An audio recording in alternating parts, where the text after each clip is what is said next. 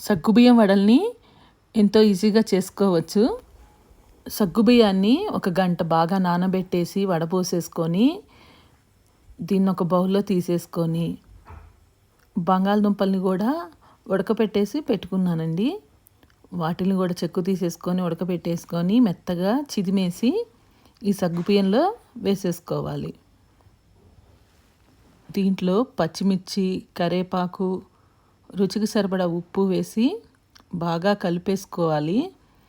దీంట్లో మనం కొద్దిగా బియ్యపిండి లేదా శనగపిండి కలుపుకున్నా బాగుంటుందండి. నేను బియ్యపిండి కలిపాను.